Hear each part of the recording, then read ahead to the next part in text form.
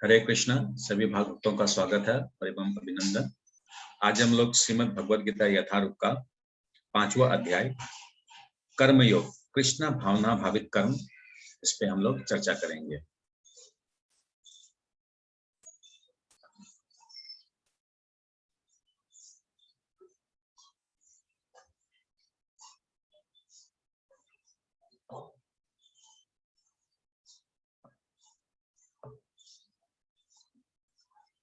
मैं आशा करता हूं आप लोग सभी को स्क्रीन दिख रही है। आप लोग सिर्फ ऐसे दिखा दीजिए तो मैं समझ जाऊंगा। स्क्रीन दिख रही है? श्रीमद् भगवद गीता अध्याय 5। ओके, कर्मयोग। सभी से अनुरोध है, सबको म्यूट रखें। हाँ, अननेसेसरी उसको ऑन मत कीजिएगा।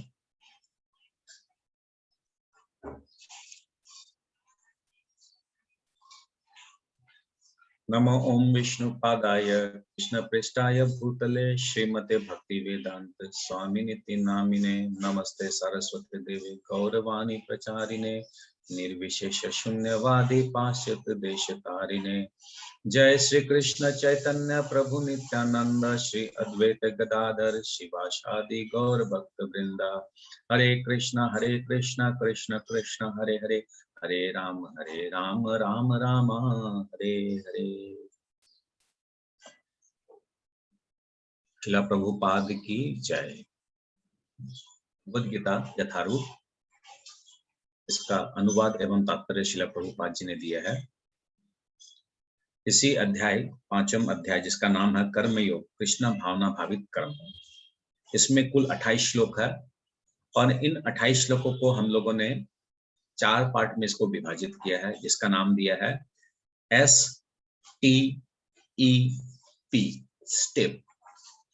तो पहले एस से क्या बताया गया है, 1 नंबर श्लोक से 12 नंबर श्लोक तक इसको बताया गया है एस, यानी यहाँ पर पता चलेगा, भगवान बताएंगे किस प्रकार सुपीरियरिटी ऑफ भक्ति योग, भक्ति योग किस प्रकार ज्ञान योग से परी है, ऊपर है, इस विषय में यहाँ बताया गया।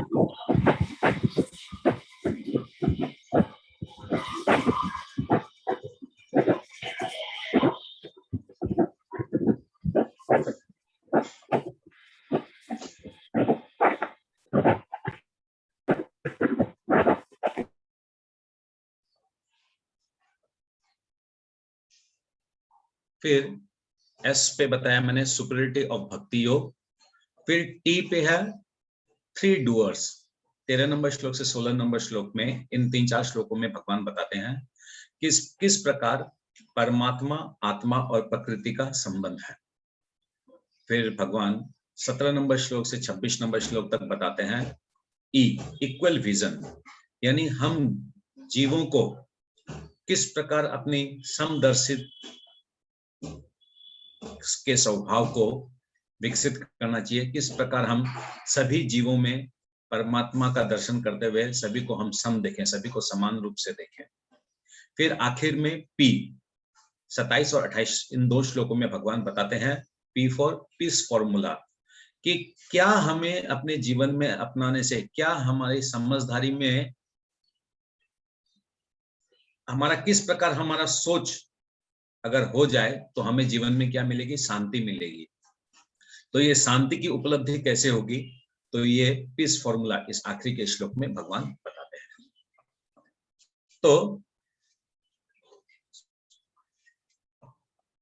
टोटल इस 29 श्लोकों में अब हम लोग देखेंगे कि सबसे पहले एस, सुपीरियरिटी ऑफ भक्ति योग ओवर ज्ञान योग, किस प्रकार भक्ति योग जो है ये ज्ञान योग से उत्तम है, इस विषय में हम लोग समझेंगे।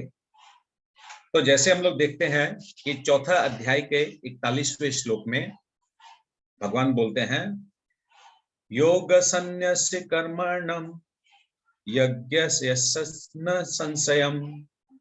तो जो व्यक्ति अपने कर्म फलों का परित्याग करते हुए भक्ति करता है वो कर्म बंधन से बनता नहीं है। तो अर्जुन महात्मा इस भगवान के श्रीमुख से ये श्लोक समझ के वो समझते हैं कि भक्तिमय कर्म, अगर भक्ति योग करते हुए अगर हम कर्म का त्याग करते हैं तो ये अच्छा है। मगर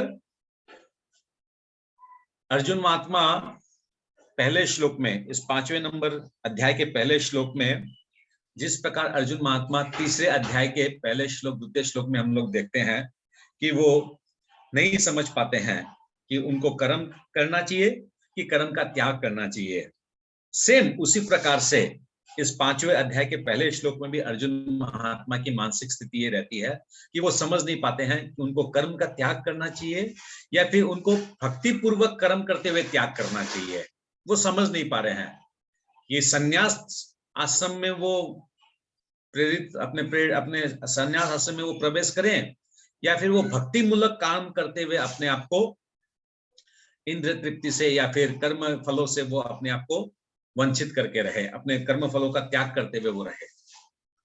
तो इसलिए भगवान बताते हैं दूसरे श्लोक में कि अर्जुन महात्मा, तुम्हारा जो प्रश्न है कि तुम संन्यास करोगे, संन्यास ग्रहण करोगे या फिर भक्ति पूर्वक कर्म करोगे, तो इसके लिए मैं तुम्हें बताता हूं कि ये दोनों ही जो है, कर्मों का त्याग और भक्ति पूर्वक कर्म में त्याग, ये दोनों ही समान है, दोनों में कोई अंतर नहीं है।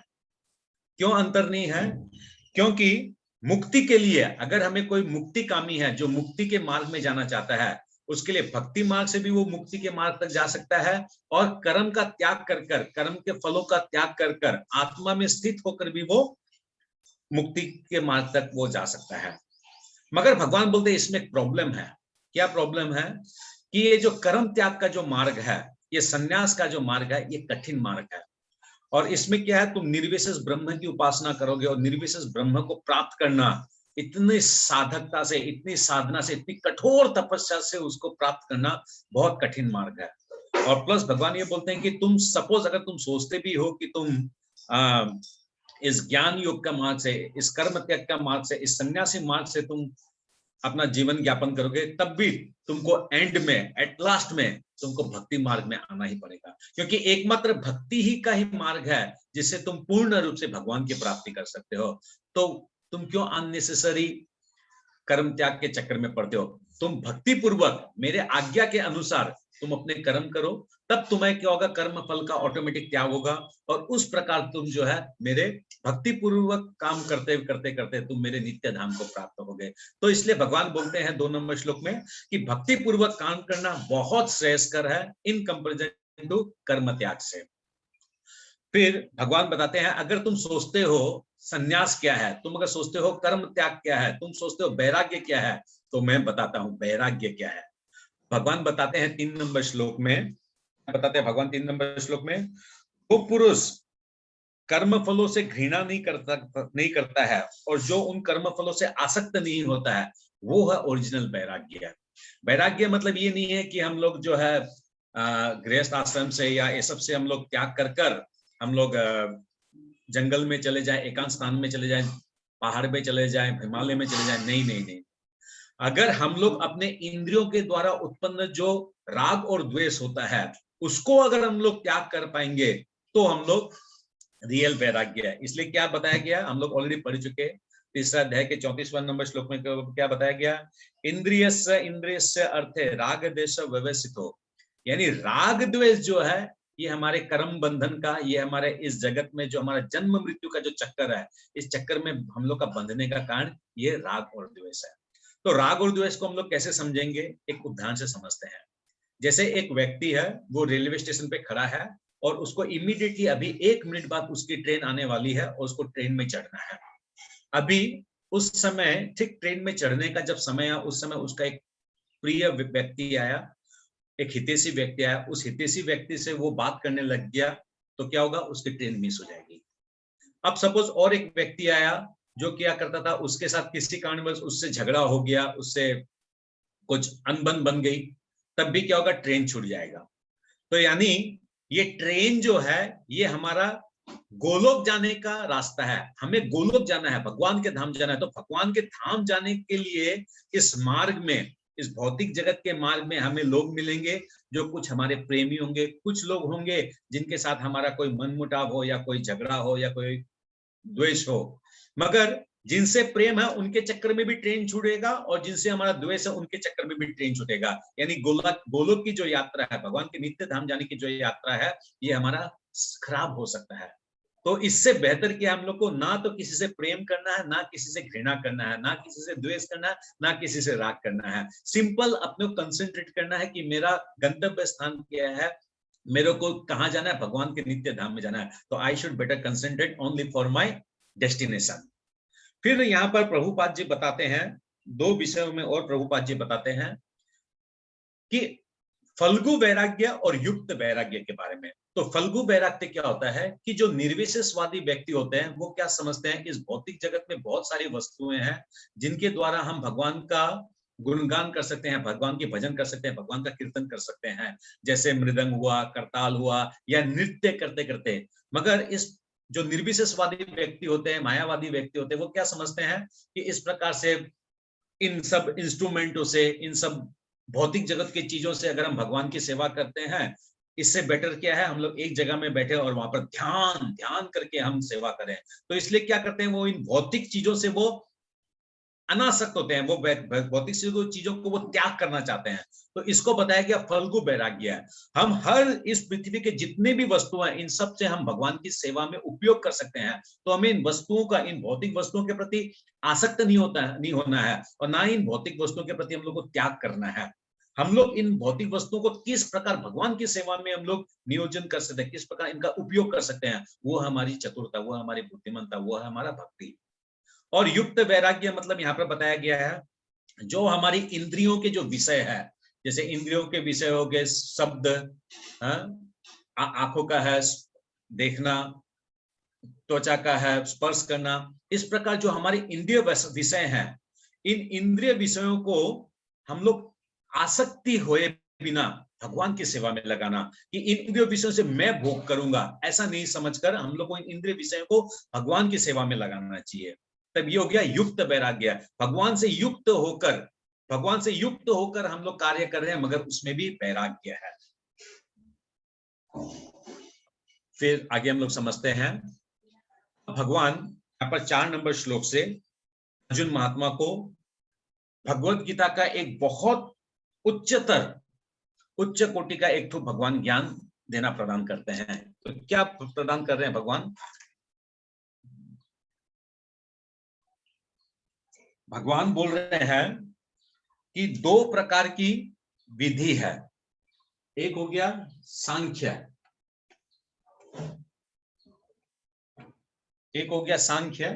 और एक हो गया योग।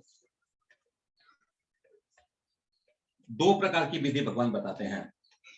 सांख्य मतलब, सांख्य सब हम लोग को ऑलरेडी दूसरे अध्याय में हम लोग को मिल चुका है। सांख्य मतलब आत्मा और शरीर में जो अंतर है, इस विषय में जो ज्ञान है उसको बोलता है सांख्य।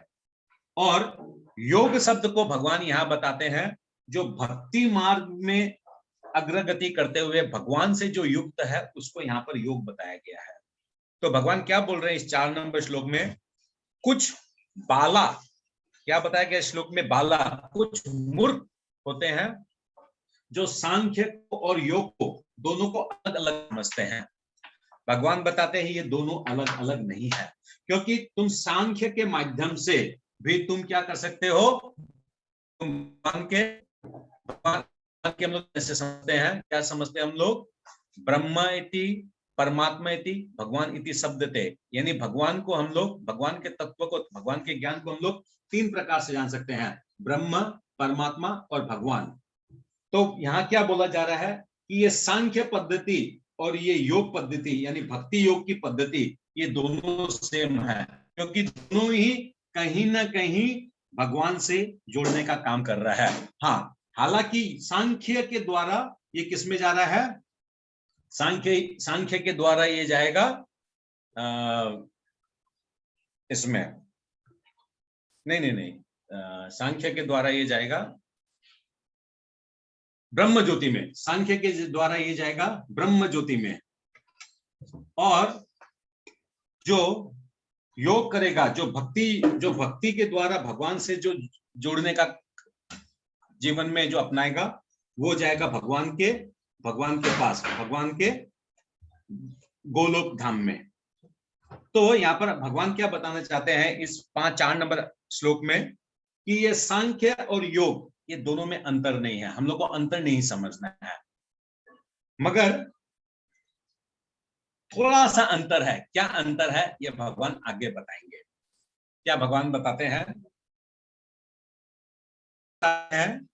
देखिए यहाँ पर एक डायग्राम है, इस डायग्राम के माध्यम से हम लोग समझेंगे। पहला डायग्राम में भगवान क्या बता रहे हैं कि चार रास्ता है, चार रास्ते हैं। क्या क्या रास्ता है? एक हो गया रास्ता नंबर एक हो गया रास्ता नंबर 2, एक हो गया रास्ता नंबर 3, एक हो गया रास्ता नंबर 4। तो पहला वाला रास्ता है कर्म योगी के लिए। जो कर्म योगी लोग होते हैं वो कहाँ जाते हैं? वो अपने कर्म फलों के प्रति आसक्त रहने के कारण उन लोग मृत्यु के बाद जो है स्वर्ग लोक को जाते हैं।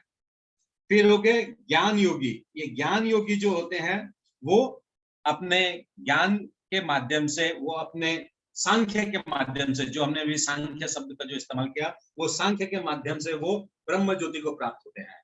जो भक्ति मार्ग में है, जो भगवान से जुड़े हुए हैं, वो जो अपनी समस्त इंद्रियों को, मन को, बुद्धि को भगवान की सेवा में जो नियोजित करते हैं, वो एक्सप्रेस हाईवे, इसको बताया गया एक्सप्रेस हाईवे, एक्सप्रेस हाईवे के माध्यम से वो भगवान के गोलोक धाम को प्राप्त करते हैं। और जो ध्यान योग के मार्ग में है, वो ध्यान योग मार्ग वाले व्यक्ति जो है वो कठिन तपस्या, यम नियम आसन प्राणायाम इत्यादि करते करते करते करते वो परमात्मा को वो प्राप्त करते हैं। तो यानी ये भक्ति योग का जो मार्ग है ये सबसे सुगम, सबसे स्पीड, और जो सबसे परम धाम है, जो सबसे परम गंतव्य स्थान है गोलोक, भगवान का नित्य धाम, वहां ये पहुंचाने में हम लोग की मदद करता है, जिस प्रकार हम लोग एक डायग्राम से देख पा रहे हैं। मगर भगवान बोलते हैं, अब क्या बोल रहे हैं, इस योग और सांख्य और योग, सांख्य और योग में भगवान क्या डिफरेंस बता रहे हैं कि जो सांख्य में है वो व्यक्ति भी जो है अल्टीमेटली, सांख्य मतलब इस रास्ता में जो है वो भी अल्टीमेटली एक दिन इस मार्ग में आना पड़ेगा। इस मार्ग में आने से ही वो क्या है, भगवान के साथ अपना शाश्वत संबंध बना सकेगा, भगवान को वो प्राप्त कर सकेगा। तो इसलिए देखिए दूसरा डायग्राम में क्या बताया गया है, जो कर्म योगी है, जो कर्म के मार्ग में है, उसको भी अपना गंतव्य स्थान को डाइवर्ट करना पड़ेगा। क्या तो वो स्वर्ग लोक में तृप्त है, तब तो उसको पुनर्जन्म में उसको आना पड़ेगा, वापस उसका जन्म होगा, वापस मृत्यु के चक्कर में आएगा। मगर उसको अगर ज्ञान होगा तो वो क्या करेगा, डाइवर्ट करेगा, अपना इस रास्ता से एक तो सब वे बनाएगा और वो भक्ति मार्ग में जाएगा। ठीक उसी प्रकार जो ज्ञान योग में है, वो ज्ञान योग को जब वो जानेगा कि ब्रह्म ज्योति उसकी मेन डेस्टिनेशन है, और ब्रह्म ज्योति में भी वो जाने के बाद उसकी जब अवधि जब समाप्त हो जाएगी, उसको वापस इस पृथ्वी लोक में आना पड़ेगा। तो वो क्या करेगा, वो भी एक तो सबवे का एक रास्ता बनाएगा। वो ज्ञान के जब उसको पता चलेगा तब वो वहां से एक सबवे एक अलग रास्ता बनाएगा और वो भी भक्ति मार्ग के अंदर में प्रवेश करेगा। उसी प्रकार ये जो ध्यान योगी है, वो ध्यान योगी जब मालूम चलेगा ये तो परमात्मा का रियलाइजेशन है, यानी सत और चित्त का रियलाइजेशन है, तब उसको जब मन में आएगा कि नहीं अब मेरे को सत चित्त आनंद का ज्ञान होना है, तब वो भी क्या करेगा, अपना डाइवर्ट करेगा, वो भी एक तो सबवे से डाइवर्ट करेगा। यानी ये जो मेन हाईवे है, ये जो भक्ति मार्ग का जो हाईवे है, इसमें जिस भी योग से आप जाएंगे उस योग से अल्टीमेटली आपको इस भक्ति मार्ग के योग से जुड़ना ही पड़ेगा। इस सब वे से आपको इस मेन हाईवे में आना ही पड़ेगा। इससे क्या होगा, और मतलब क्या ये जो सभी योग के जो मार्ग है ये अंत में भक्ति मार्ग में आना ही पड़ता है। क्यों? क्योंकि जो भक्ति मार्ग में आते हैं उनका धीरे धीरे क्रमश उनका जो चेतना जो हो जाती है वो क्या होती है, दास्य भाव की हो जाती है कि मैं भगवान का दास हूं, तो मेरा संबंध भगवान के साथ में है, मैं खुद, मेरा आत्मा सच्चिदानंद है और भगवान सच्चिदानंद है। तो यहाँ पर इस गंतव्य स्थान में जब पहुंचूंगा तभी ये आत्मा जो है सच्चिदानंद स्वरूप में रह सकेगी। प्लस इस भक्ति मार्ग में, इस एक्सप्रेस हाईवे में जो जुड़ जाता है वो क्या होता है, उसकी इंद्रियों को वो नियंत्रण करने में बहुत आसान है। क्यों इंद्रियों को नियंत्रण करने में आसान है? क्योंकि हम लोग को बताया गया है कि ध्यायतो विषयान पुंस संगस्तेषु उपजायते संगत संजायते काम काम क्रोध अभिजायते। यानी 62वें नंबर श्लोक में हम लोग ने देखा दूसरे अध्याय का कि हम लोग को विषय से, इंद्रिय के विषय से जो हम लोग को काम और क्रोध उत्पन्न होता है, तो इसको दमन करने के लिए हम लोग को भगवान क्या बताते हैं, उसी दूसरे अध्याय में 59 नंबर श्लोक में क्या बताते हैं, विषया विनिवर्तन्ते निराहारे से देहिनाम रसवर्ज्य रसोपशम परम दृष्ट्वा निवर्तते। इन इंद्रियों को अगर हम लोग कुछ हायर टेस्ट अगर देते हैं, परम दृष्टवा परम अगर कुछ टेस्ट देते हैं, तो भी इंद्रियां स्वतः ही कंट्रोल में रहेगी। तो इन इंद्रियों को हायर टेस्ट किया है भक्ति मार्ग, ये भक्ति मार्ग में ही इन इंद्रियों को हायर टेस्ट मिलेगा। तब क्या होगा, ये इंद्रियां जो है ऑटोमेटिक कंट्रोल में रहेगी, और इंद्रियां कंट्रोल में रहने से क्या होगा, हमारा मन और हमारी बुद्धि ये भी कंट्रोल में रहेगी। और तब क्या होगा, इस प्रकार जब हमारी सारी इंद्रियां कंट्रोल में रहेगी, हमारा मन कंट्रोल में रहेगा, भगवान के साथ हमारा शाश्वत संबंध के बारे में जब हमें ज्ञान होगा, तब हम जानेंगे कि हम जीवों का हम दास है, हम भगवान की सेवा के लिए हैं और हम वैष्णवों की सेवा के लिए है। और जब हम लोग वैष्णवों की सेवा करेंगे, भक्तों की, संत महात्माओं की सेवा करेंगे, तब क्या होगा, जितने भी जीव है इस पृथ्वी में, सब कोई से हमारा एक प्रिय संबंध होगा और उनसे हमारा एक प्रिय संबंध होगा। तो क्या होंगे, सभी लोग हमारे लिए प्रिय होंगे और हम सभी लोगों के लिए प्रिय हो जाएंगे। तो इसलिए भक्ति मार्ग को जो है अति उत्तम मार्ग बताया गया है। सांख्य से इस मार्ग को अति उत्तम मार्ग बताया गया है। आइए, इस भक्ति योग का जो मार्ग है, इससे क्या फायदा है, भगवान अब 8 नंबर और 9 नंबर श्लोक में बताते हैं। भगवान क्या बताते हैं, हम जो जीव है, हम जो मनुष्य है, सुबह से लेकर रात तक हम लोग क्या करते हैं, उठते हैं, नहाते हैं, फिर अपना खाना बनाते हैं, फिर हम लोग कपड़ा पहनते हैं, फिर हम लोग ऑफिस जाते हैं या बिजनेस करते हैं या कुछ प्रोफेशन में है, काम करते हैं, फिर रात को आते हैं, फिर हम लोग वापस खाना खाते हैं, कुछ प्रसाद खाते हैं, फिर हम लोग रात को सोते हैं। तो हम लोग सुबह से लेकर रात तक नित्य कुछ ना कुछ बच्चों को पढ़ाना है, या कुछ घर का काम है, या कसीदा का काम है, सिलाई का काम है, जो भी है, कुछ ना कुछ गार्डनिंग का काम है, हम लोग विभिन्न भिन्न प्रकार के कार्यों में सुबह से रात तक हम लोग नियोजित रहते हैं, हम लोग जुड़े हुए रहते हैं। तो भगवान इस 8 नंबर और 9 नंबर श्लोक में क्या बता रहे हैं कि हम जो भी कार्य करते हैं सुबह से लेकर रात तक, इन सबों को तो कृष्ण से जोड़ लें, भक्ति से अगर जोड़ लें, इस एक्सप्रेस हाईवे से अगर हम लोग जोड़ लें, तो क्या होगा, हम लोग कर्म बंधन से आसक्त नहीं होंगे, हम लोग कर्म बंधन के चक्कर में हम लोग नहीं फंसेंगे, क्योंकि हमारे सारे कार्य, ईच एंड एवरी कार्य कर्म कौशल के द्वारा हम लोग भगवान से जोड़ेंगे, भक्ति से हम लोग जोड़ेंगे। तो हम लोग को इसके लिए क्या करना पड़ेगा, हम लोग को एक तो मूल विषय को समझना पड़ेगा। क्या समझना पड़ेगा, कि हमारी समस्त इंद्रियां जो है, जितनी हमारी इंद्रियां हैं, ये इंद्रियां भगवान की है और भगवान की सेवा के लिए है। मैं कृष्ण का और कृष्ण मेरा, मेरी इंद्रियां कृष्ण की और कृष्ण की सेवा मेरा जीवन का उद्देश्य है। ये जब हमारा दिमाग के अंदर, हमारे ब्रेन के अंदर जब चलता रहेगा, तब हम लोग को क्या होगा, इस हाईवे मार्ग में जाने के लिए बहुत आसान होगा, भक्ति करने के लिए बहुत आसान होगा। तो इसलिए बोला गया है, क्या बोला गया है, इहा यस हरे दास्य कर्मणा मनसा गृह, हम लोग को हर एक कार्य हरित के लिए, भगवान के लिए दास्य भाव से, कर्म से, मन से और वचन से, वाणी से हम लोग को भगवान की सेवा करनी चाहिए।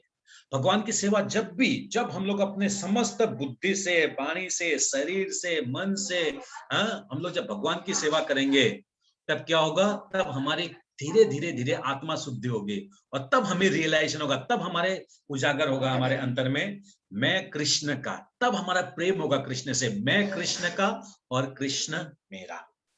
वरना हम लोग कभी भी नहीं हो सकता, जब तक हम लोग भक्ति मार्ग में नहीं जाएंगे, जब तक हम लोग एक्सप्रेस हाईवे की जब तक हम लोग गाड़ी में नहीं चढ़ेंगे, तब तक हम लोग कभी भी भगवान के धाम नहीं जा सकते हैं। तब तक कभी भी हम लोग नहीं समझ सकते हैं कि जिस बस में हम लोग चढ़े हैं, इस बस का जो ड्राइवर है, उसको पहले हम लोग को इस पर भरोसा होना पड़ेगा, इस पर विश्वास होना पड़ेगा, उस पर हम लोग को श्रद्धा होनी पड़ेगी। यानी मैं कृष्ण का और कृष्ण मेरा।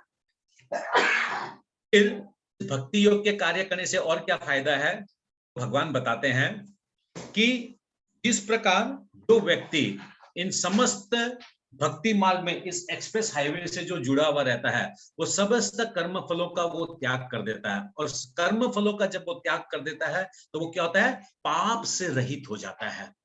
तो पाप से जब रहित हो जाता है, उसको भगवान ने क्या किया है, एक पद्म फूल से, एक कमल फूल से इसकी भगवान ने इसका कंपैरिजन किया है। क्या कंपैरिजन किया है, कि जिस प्रकार एक पद्म फूल जो है वो एक तो उसकी जो पत्तियां हैं और पद्म फूल जो है एक तो सरोवर में रहता है, मगर सरोवर का जल जो है उसको आस्वादित नहीं करता। सरोवर का जल जो है उस पत्ता के ऊपर में उसको नहीं रहता है। उसी प्रकार हम जीव लोग जब समस्त कर्म करते हुए अगर हम लोग उसको भगवान को अगर उसको समर्पित करेंगे तो हमें कर्म फल नहीं होगा, हमें पाप नहीं लगेगा। पाप नहीं लगेगा यानी जिस प्रकार वो पानी पत्ते पे नहीं रहता है, उस प्रकार हम भी पाप से मुक्त रहेंगे। तो इस पाप से मुक्त रहने के लिए हम लोग को क्या करना पड़ेगा, कुछ हम लोग को टेक्निक्स, कुछ हम लोग को आइडिया हम लोग को आना पड़ेगा। क्या आइडिया है? मैंने इसको 3 नाम दिया, फॉर्मूला 1, फॉर्मूला 2, फॉर्मूला 3। फॉर्मूला 1 क्या है कि हम लोग जो भी कार्य कर रहे हैं अपने जीवन में, जितने भी हम लोग कार्य करते हैं, सुबह से रात तक जो भी हम लोग कार्य कर रहे हैं, इन सब में हम लोग को क्या करना है, ABCD, इनको हम लोग को जोड़ना है। ए मतलब हो गया एसोसिएशन ऑफ डिवोटीज, जो आप और मैं हम लोग करते हैं। हम लोग क्या करते हैं, भक्तों का संग करते हैं, वैष्णवों का संग करते हैं। उससे क्या होगा, उनकी चेतना, उनकी शुद्धता को हम लोग ग्रहण करेंगे। हम लोग क्या होगा, जो भौतिक जगत की जो कलमश है, इस प्रकार के जो लोग हैं जो भौतिक जगत से अत्यंत जुड़े हुए हैं, उन लोगों से हम लोग दूर रहेंगे और भक्तों का संग करने से हम लोग का शुद्धिकरण होगा। दूसरा बताया गया है बी मतलब बुक्स, यानी शिला प्रभुपाद जो इस्कॉन के फाउंडर आचार्य है, जो जगत गुरु है, जो हम आप सबके जो शिक्षा गुरु है, उनकी जब किताबों के, उनके शास्त्रों के, भगवत गीता के, भागवतम का इत्यादियों का जब हम लोग श्रवण करेंगे, तब हमारी चेतना शुद्ध होगी, यानी बी। फिर सी यानी चैंटिंग, हरे कृष्ण कृष्ण कृष्ण हरे हरे, हरे राम राम राम हरे हरे। जब भगवान के इस दिव्य नाम का जब हम लोग चैंटिंग करेंगे, तब क्या होगा, हमारा मन में शुद्धता होगी, और मन जब शुद्धता होगा तब क्या होगा, आत्मा को शुद्ध करने में ये हम लोग को सहायता करेगा। इसलिए चैंटिंग हम लोग को अधिक से अधिक हम लोग को चैंटिंग करना चाहिए। और डी फॉर है डाइट, यानी हमारा खान पान। हम क्या करते हैं, में कोई चाट वाला, पकोड़ा वाला, जो भी हम लोग को मिल गया वो सब हम लोग खा लेते हैं। मगर भगवान यहाँ क्या बोलते हैं, प्रभुपाद क्या बोलते हैं कि हम लोग जो भी खाते हैं वो भगवान को भोग लगा के प्रसाद रूप में खाना चाहिए। कुछ भी खाते हैं, आप लोग को पिज्जा खाना है, बर्गर खाना है, रोटी खाना है, दाल खाना है, सब्जी खाना है, जो भी खाना है वो घर में बनाइए खूब सुंदर भाव से, भगवान को आप लोग भोग लगाइए, और भगवान को भोग लगा के उसको फिर प्रसाद रूप में आप लोग पाइए। तो इसलिए इस फॉर्मूला 1 क्या है कि हमको जो भी हम जीवन में सुबह से लेकर रात तक जो भी कर्म कर रहे हैं, उन सबको हम लोग ABCD से हम लोग को जोड़ना है। फिर दूसरा क्या है कि हम लोग को कर्म फल के प्रति अनासक्त होना है। कर्म फल के प्रति अनासक्त होने से क्या होगा, हम लोग इस कर्म बंधन में नहीं फंसेंगे, और कर्म बंधन में जब नहीं फंसेंगे तो हम लोग इस जन्म मृत्यु के चक्कर से हम लोग मुक्त रहेंगे। इसलिए कर्म बंधन से बचने के लिए क्या बताया गया है, इसी भगवत गीता के 11 अध्याय के 55 नंबर श्लोक में बताया गया है, मत कर्म अकर्म परमो मद भक्त संग वर्जिता निर्वैर सर्वभूतेषु यह समामति पांडवा। यानी हम लोग को क्या करना है, ये जो भौतिक जगत है, ये जो सकाम कर्म का जो मार्ग है, इससे हम लोग को फ्री रहना है। नहीं तो क्या होगा, ये कामना वासना, ये मिल जाए वो मिल जाए, इसके प्रति आसक्ति, उस चीज के प्रति आसक्ति, विभिन्न आसक्ति जब होगी, तब हम लोग क्या होगा, इस कर्म बंधन में हम लोग फंसते जाएंगे। हम लोग को ये सोचना चाहिए जो हमारे जीवन में है, जैसा है, ये भगवान की इच्छा से, भगवान की मेहरबानी से है, और बल्कि हम लोग तो भगवान ने हमारी जो योग्यता है इससे ज्यादा दिया है, तो बस इससे हम लोग संतुष्ट भी रहेंगे और अननेसेसरी जो हम लोग फंसेंगे नहीं। फिर फॉर्मूला नंबर 3 हम लोगों ने बताया है इंद्रिय। इंद्रियों को जब तक हम लोग संयमित नहीं कर पाएंगे, तो यानी इंद्रियों को क्या है, संयमित तो करना है, मगर संयमित से ज्यादा है इंद्रियों को नियंत्रित करना है। संयम करने का मतलब हो गया, हम अपनी चेष्टा करेंगे, जैसे तैसे उसको कंट्रोल करने का कोशिश करेंगे, हो सकता है उसमें हम लोग फेल कर जाएं। मगर हम लोग जब इसको नियंत्रण करने का कोशिश करेंगे, यानी इंद्रियों को, जो इंद्रिय विषय है उनको जब हायर टेस्ट देंगे, भगवान का नाम देंगे, भगवान का गुणगान देंगे, भगवान की कीर्तनों का आस्वादन कराएंगे, भगवान की लीलाओं का आस्वादन कराएंगे, भगवत गीता का आस्वादन करेंगे, तब हमारी इंद्रियां जो है ऑटोमेटिक नियंत्रण में रहेगी। अब आइए आगे हम लोग समझते हैं और फायदा क्या है जो भक्ति मार्ग में है। हम जैसे आज इस भौतिक जगत में हैं, हम लोग इस कली युग में हैं, इस कली युग में रहते हुए भी हम लोग मुक्त आत्मा है, अगर हम लोग भक्ति मार्ग में हैं, अगर हम लोग हाईवे एक्सप्रेस में हैं, अगर हम लोग भगवान से जुड़े हुए हैं। क्यों? हमारा जो कर्म है, हमारा जो कार्य है, वो भगवान से जुड़ा हुआ है? हम लोग का हर एक जो हम लोग का जो कार्य जो है वो भगवान से जुड़ा होने का कारण क्या है, इस भौतिक जगत में रहते हुए भी हम लोग मुक्त है। तो ये सबसे बड़ा बेनिफिट है। तो हम लोग आगे समझते हैं 13 नंबर श्लोक से 16 नंबर श्लोक तक भगवान क्या कहना चाहते हैं। 13 नंबर श्लोक से 16 नंबर श्लोक तक खूब अच्छी तरह से आप लोग समझिएगा। इसको हम लोगों ने नाम दिया एंटेंगलमेंट ट्रायंगल, यानी आत्मा।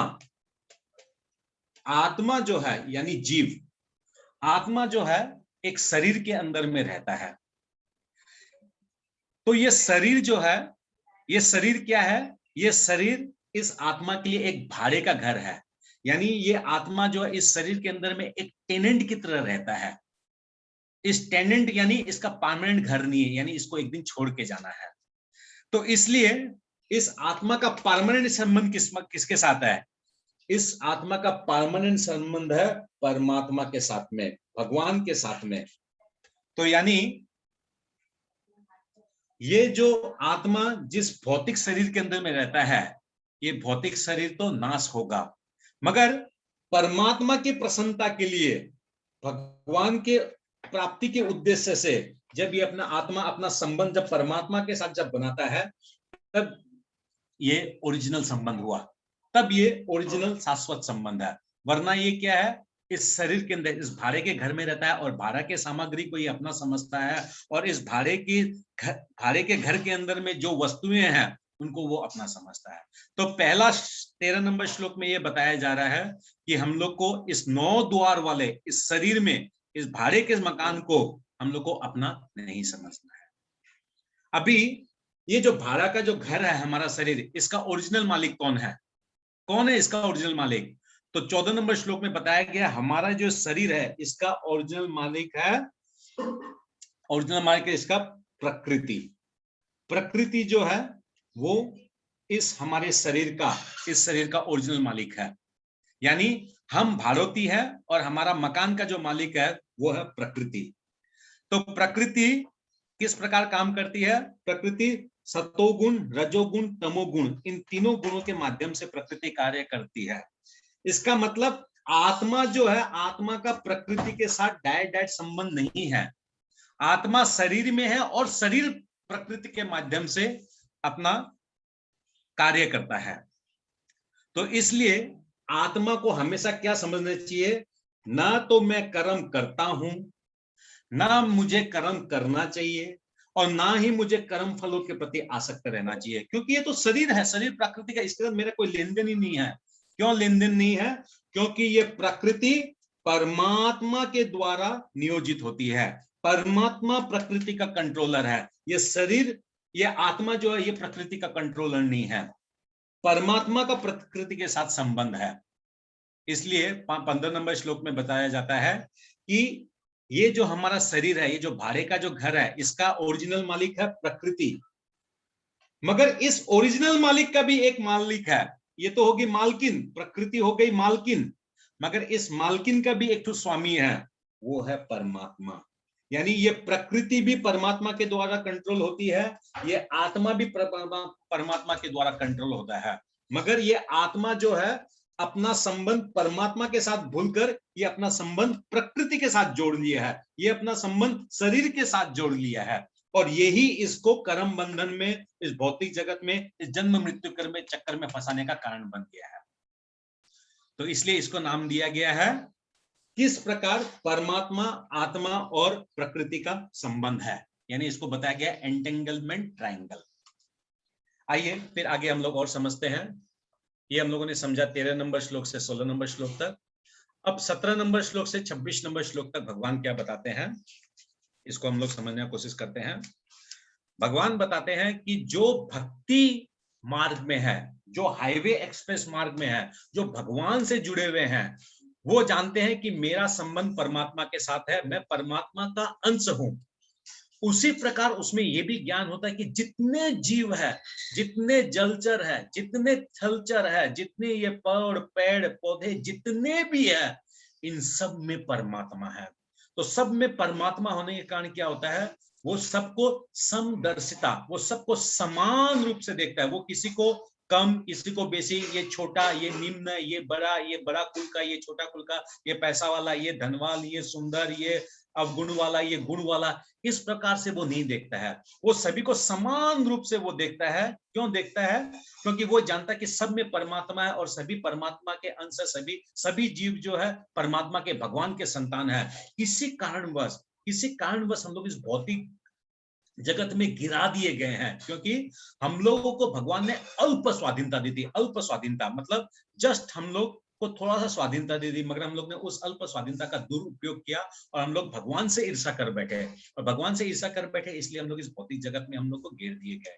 इसलिए क्या बताया गया इस श्लोक में, खूब सुंदर श्लोक है ये और मेरे हृदय को बहुत ही स्पर्श करता है। इस श्लोक को हम लोग पढ़ते हैं कि भगवान क्या बताते हैं। हाँ,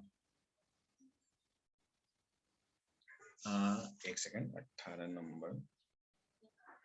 हाँ, विद्या विनय संपन्ने ब्राह्मणे गविहस्तिनी, यानी जिसका जो विनम्र बन गया है, जो भक्ति मार्ग के द्वारा विनम्र बन गया है, जिसको आत्मज्ञान हो गया है, वो क्या हो गया? ब्राह्मण को, गाय को, हाथी को, कुत्ता को, चांडाल को, सबको एक समान देखेगा। देखिए यहाँ पर भगवान कंट्रास्ट दिए हैं। क्या कंट्रास्ट दिए हैं?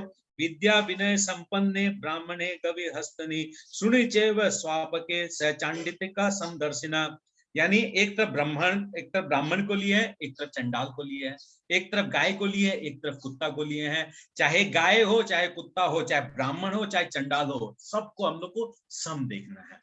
हाँ, इसमें एक बात जरूर आता है। सपोज आपके घर में एक ब्राह्मण आया, एक चंडाल आया, अब आप क्या करेंगे? दोनों को क्या आप घर में इंटर कराएंगे? दोनों को ही प्रवेश कराएंगे? दोनों को ही सोफा पे बिठाएंगे? दोनों को ही साथ में प्रसाद खिलाएंगे? नहीं नहीं, ऐसा नहीं है, ऐसा नहीं है। उन लोग को क्या करना है? हम लोग को उन लोग के योग्यता अनुसार, उन लोग के व्यवहार अनुसार, शास्त्रों के अनुसार, जिसको जिस प्रकार से सम्मान दिया जाता है, जो शास्त्रों में अनुमोदन है, उपनिषदों में दिया हुआ है। ब्राह्मण आया है यानी वो तत्व विज्ञता आया है, तो ब्राह्मण को हम लोग को पहले आदर करना है, ब्राह्मण को पहले वेलकम करना है, उनको उच्च आसन में बिठाना है, उनको हम लोग को प्रसाद खिलाना, उनकी सेवा करना है। चांडाल आया है तो उनको भी प्रसाद देना है, क्यों? उनका भी आत्मा का कल्याण हो। हाँ, अभी चांडाल के लिए क्या बोला गया है, कुत्ता के लिए क्या बोला गया है? गाय क्या है? गाय प्रणाम योग्य है, गाय जो है सेवा के योग्य है, मगर कुत्ता सेवा के योग्य नहीं है। कुत्ता को हम लोग को घर में नहीं लाना है। कुत्ता बाहर है, कोई बात नहीं, कुत्ता को हम लोग बाहर में ही उसको भगवान को लगाया, भोग रूप में उसको प्रसाद दे दिया, एक रोटी दे दिया, उसका आत्मा का कल्याण हो। उसी प्रकार हम लोग चंडाल का कल्याण करेंगे। मगर भगवान यहाँ बोलते हैं देखना सम है। कुत्ता कोई घर पे आ गया इसका मतलब ये नहीं कुत्ता को मार के भगाएगा, चांडाल आ गया तो उसको हम लोग घृणा करेगा, अरे जाओ जाओ जाओ भागो भागो भागो यहाँ से। नहीं नहीं नहीं नहीं, उसमें भी एक आत्मा है, उसका भी हम लोग को कल्याण करना है। जीवे स्वरूप होए कृष्ण नित्य दास। हाँ, तो हम लोग का कर्तव्य ये, भगवान का जो आदेश है, भगवान का जो उद्देश्य है, हाँ, भगवान जिस उद्देश्य से भगवान अवतार लेते हैं, उस उद्देश्य को हम लोग को आगे चलाना है। तो इसलिए हम लोग को क्या करना है, जीवन में ये डेवलप करना है कि हम लोग सभी के प्रति समदृष्टि रखें। ये समदृष्टि रखने से क्या फायदा होगा?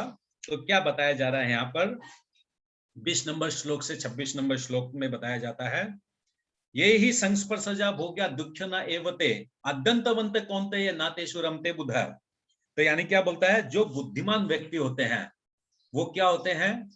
आर्ट ऑफ लिविंग हम लोग को सिखाया जाता है। आजकल मैं देखता हूँ कुछ संस्थाओं में सिखाया जाता है आर्ट ऑफ लिविंग, मतलब अपना शरीर को एकदम तंदुरुस्त रखो, खूब स्मार्ट दिखो, खूब ऐसे वैसे योगा करो, एक्सरसाइज करो, जिम करो, इत्यादि करो। मगर भगवान बोलते हैं ये आर्ट ऑफ लिविंग नहीं है। आर्ट ऑफ लिविंग है कि तुम आध्यात्मिकता में तुम कैसे रह सकते हो, इस भौतिक जगत में रहते हुए भी तुम आध्यात्मिक रूप से तुम कैसे रह सकते हो, वो है तुम्हारा आर्ट ऑफ लिविंग। तो इसके लिए क्या बताया गया है, हम लोग 3 चीज का अगर अभ्यास करें तो ऑटोमेटिक हम लोग इस art of living on spiritual platform को हम लोग डेवलप कर सकते हैं। तो वो कैसे होगा? सबसे पहले राग और द्वेष, इन इंद्रियों से जो हमारा राग और द्वेष जो उत्पन्न होता है उससे हम लोग को मुक्त होना पड़ेगा। राग और द्वेष का मैं ऑलरेडी एग्जांपल बता चुका हूं। दूसरा, हमारी इंद्रियों को हम लोग को नियंत्रित करना पड़ेगा।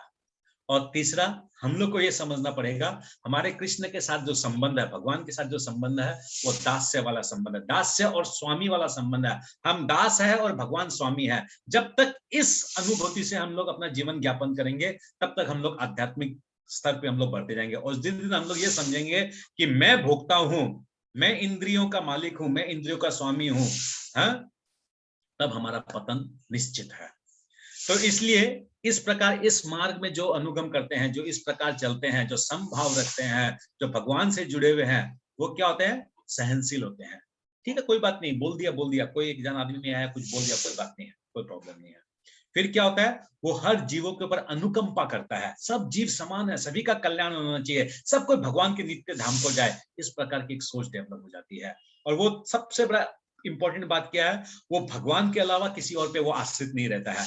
हमारे जीवन में जो दुख का जो मूल कारण है, हमारे जीवन में जो दुख आता है, भौतिक जीवन में जो भौतिक दुख जो आता है, वो क्यों आता है? हम लोग हमेशा दूसरा पर अपेक्षा करते हैं, वो मेरे लिए ऐसा करेगा, वो मेरे को पैसा देगा, वो मेरे तकलीफ में साथ देगा, वो मेरे को गाड़ी देगा, वो मेरे को ट्रेन का टिकट बनवा के देगा। हम लोग जब अपेक्षा करते हैं और किसी कारणवश वो पूर्ण नहीं होता है, तो हम लोग दुखी होते हैं। मगर जब हम लोग वही अपेक्षा जब भगवान से करते हैं, तो हम लोग सोचते हैं कि भगवान ने अगर नहीं दिया, हमारा बहुत बड़ा भाग्य, और नहीं दिया यानी भगवान की कोई कल्पना है, भगवान का कोई प्लानिंग है। तो इन बहुत सर्कमस्टांसेस हम लोग क्या रहते हैं? सुखी रहते हैं।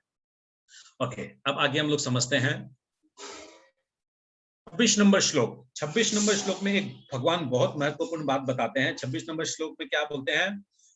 काम क्रोध विमुक्ता नाम यति नाम यत चेतसाम अभित ब्रह्म निर्वणम वर्तते विदित आत्मनाम।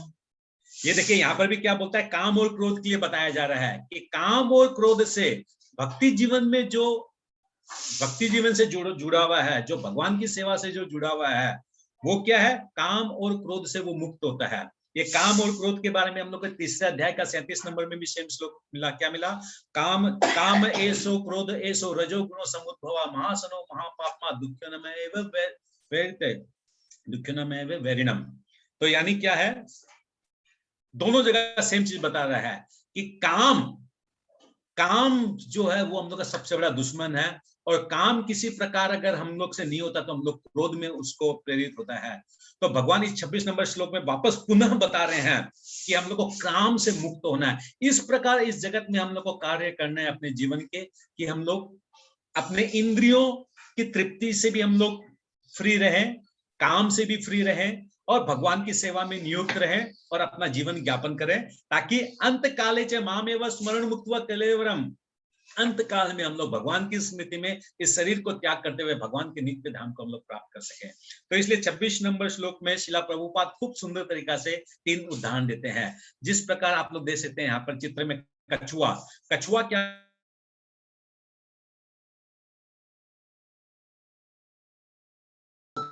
है, और अंडों को छोड़कर वो क्या करता है? वो पुनः सागर में चला जाता है, और सागर में अंदर में घुस के वो तपस्या करता है, वो ध्यान करता है, जिसके द्वारा क्या होता है कि उसके जो अंडे हैं वो स्वतः ही उनका पोषण हो जाता है।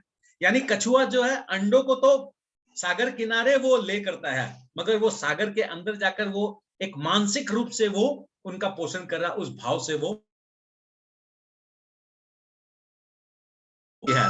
एक मछली को भी बताया गया है कि मछली जो है वो क्या करती है? अपने अंडों को जो है पानी में वो अपने अंडों को उसका अंडों को छोड़ती है वो, और उन अंडों का वो पोषण कैसे करती है? आंखों के द्वारा। वो देख देख के अंडों का पोषण करती है। उसी प्रकार चिड़िया जो है, चिड़िया अपने अंडों का जो है स्पर्श से अपने अंडों को स्पर्श से वो पालन करती है। तो भगवान यहाँ क्या बोलना चाहते हैं कि हम जीव आत्माओं को इस भौतिक जगत में इस कलमश से युक्त जीवन से, इस क्या बोलेंगे आप, जो हमारे वेदनादायक ये जो जगत है हमारा, इसमें हम लोग को इस प्रकार कार्य करने चाहिए, इस प्रकार हम लोग को युक्त रहना चाहिए कि हम लोग मुक्त रहें, इस प्रकार युक्त रहें कि हम मुक्त रहें। यानी जिस प्रकार कछुआ, मछली, चिड़िया या पिकॉक भी होता है। पिकॉक क्या होता है? अपने जब उसको संतान की उत्पन्न करनी होती है तो वो अपने अश्रु के माध्यम से वो अपने जो मोरनी होती है उसको वो गर्भ करता है।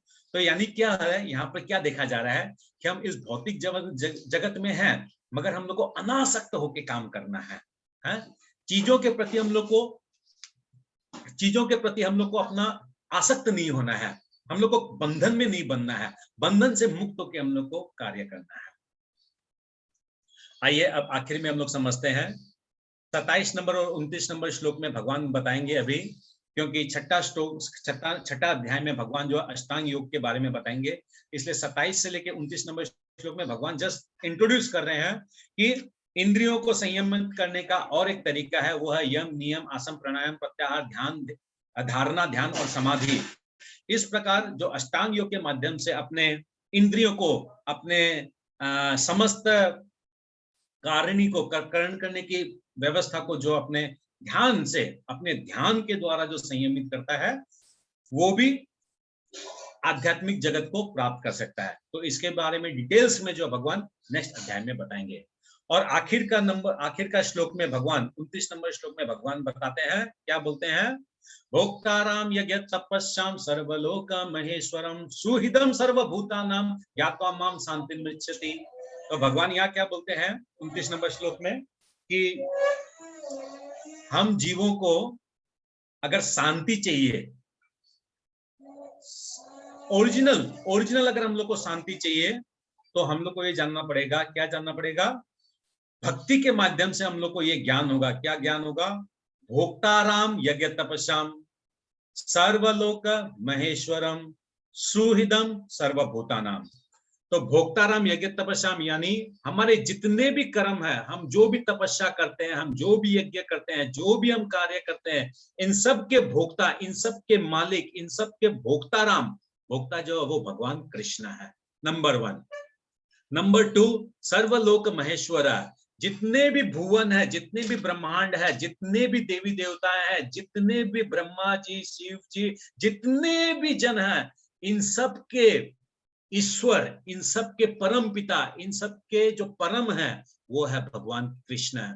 यानी भोक्ताराम यज्ञ तपस्याम सर्वलोक महेश्वरम सुहृदम सर्वभूतानाम। तो सुहृदम क्या है, हमें जानना पड़ेगा, हम जीवों के, हम प्राणियों के सबसे परम मित्र, सबसे दयालु मित्र, जो हमारा हमेशा अच्छा सोचेगा, जो हमारा हमेशा भला समझेगा, जो हमारे भलाई के लिए ही हमको आशीर्वाद देगा, वो सुहृदम है भगवान। एकमात्र भगवान है, बाकी इस पृथ्वी में, इस जगत में कोई भी हमारा नहीं है जो हमसे निस्वार्थ भाव से प्रेम करता हो। मगर हम लोग क्या है, अपने आप को शरीर समझ लिए हैं, शरीर में अपने आप को बांध लिए हैं, भगवान के साथ अपना संबंध भूल गए हैं, और इसलिए क्या है, भगवान को हम लोग को सुहृदम नहीं लगते हैं। हम लोग को ये लगता है कि अरे 60 साल 70 साल का जब उम्र होगा तब भक्ति करेंगे, तब ये हरे कृष्ण कृष्ण कृष्ण हरे हरे, हरे राम राम राम हरे हरे, इस जप का पालन करेंगे। मगर हमें पता नहीं है कि जैसे जैसे हमारी जीवन की अवधि जा रही है, वैसे धीरे धीरे हम लोग क्या हो रहे हैं, हम लोग को काल के रूप में हम लोग ग्रस्त हो रहे हैं, काल हमें खा रहा है। हाँ, धीरे धीरे हमारी क्या होगी, हमारी चेतना ऐसी हो जाएगी कि हम लोग को उठा नहीं जा रहा है, बोला नहीं जा रहा है, हम लोग झुक नहीं पा रहे हैं, प्रणाम नहीं कर पा रहे हैं, भगवत गीता को आंखों के माध्यम से पढ़ नहीं पा रहे हैं, ताली नहीं बजा पा रहे हैं, पांव से हम लोग भगवान के मंदिर नहीं जा पा रहे हैं। ऐसी अवस्था हमारी आ जाएगी। तो यानी क्या बोल रहे हैं कि हम लोग जिस अवस्था में जहां है अभी, वहीं से हम लोग को एक्सप्रेस हाईवे का जो मार्ग है उसको पकड़ लेना है। अगर एक्सप्रेस हाईवे का मार्ग अगर नहीं पकड़ेंगे, हम लोग अपने आप से धोखा करेंगे। किसी और के साथ धोखा नहीं कर रहा है, अपने आप के साथ। और इसका बहुत सरल फॉर्मूला है, क्या, ABCD। मगर हम लोग को करना पड़ेगा, चेष्टा करना पड़ेगा। चेष्टा ही अगर हम लोग नहीं करेंगे, अपनी इच्छा ही नहीं रहेगा, भगवत गीता पढ़े, भगवत गीता नहीं पढ़ने से हमारे ज्ञान कहां से आएगा, हमारी ये बुद्धि स्ट्रॉन्ग कैसे होगी। बुद्धि को तो स्ट्रॉन्ग करना पड़ेगा। बुद्धि स्ट्रॉन्ग करने के लिए तो हम लोग को भगवत गीता पढ़ना ही पड़ेगा। मन को स्ट्रॉन्ग करने के लिए हम लोग हरे कृष्ण महामंत्र का जाप करना ही करना पड़ेगा, एकादशी करना ही पड़ेगा, भक्तों का संग करना ही पड़ेगा, भगवान की पूजा अर्चना करनी पड़ेगी, मंगला आरती करने पड़ेगा, भगवान का श्रृंगार करेंगे, भगवान को दर्शन करने में, भगवान की सेवा करने में हम लोग तुष्ट होंगे। तब हम लोग को ये साक्षात्कार होगा, क्या होगा, भोक्ता राम, कि भगवान भोक्ता राम है। यज्ञ तपस्या, मेरे सर में समस्त मेरे कर्मों के सुबह से रात तक मैं पढ़ता हूँ, बच्चों को पढ़ाता हूँ, या बच्चों की फीस देता हूँ, या अपने माँ बाप का पालन करता हूँ, या घर में जो सब्जियां जो भी आती है, फल आते जो भी आते हैं, वो क्या है, वो सारे यज्ञों के मालिक जो है वो भगवान है। यानी मेरे सारे तपस्या, सारे कर्मों के मालिक जो भगवान है। भोक्ताराम यज्ञ तपस्याम सर्वलोक महेश्वर, भगवान कौन है? समस्त देवी देवता, सारे ब्रह्मांड, सारे लोक, 14 भुवन के स्वामी है वो, है? भोक्ताराम यज्ञ तपस्याम सर्वलोक महेश्वर सुहृदम। जब भगवान की भक्ति करेंगे तब मालूम चलेगा, एकमात्र जो मेरा सखा है, एकमात्र जो मेरा मुकुंद है, एकमात्र जो मेरा मुक्ति देने वाला है, एकमात्र जो जड़ जगत से मेरे को मुक्त करने वाला है, जो मेरे को भव बंधन से पार लगाने वाला है, वो सखा, वो सुहृदम, तो मेरा भगवान कृष्ण है। तो उसी को अगर मैं मिस कर रहा हूं, उसी को अगर मैं प्राप्त करने की कोशिश नहीं कर रहा हूं, तो मैं क्या कर रहा हूं? मेरे में और जानवर में कोई अंतर नहीं है। जानवर भी वैसे आहार निद्रा भय मैथुन में लगा हुआ है, मैं भी आहार निद्रा भय मैथुन में लगा हुआ हूं, कोई डिफरेंस नहीं है। तो ठीक है, इसी के साथ हम लोग का ये जो पंचम अध्याय जो है ये समाप्त हुआ, और हम लोग जो है कल जो है छठा अध्याय में प्रवेश करेंगे। तो श्रीमद् भगवद गीता यथारूप की जय, शिला प्रभुपाद की जय, ओम तत्सत।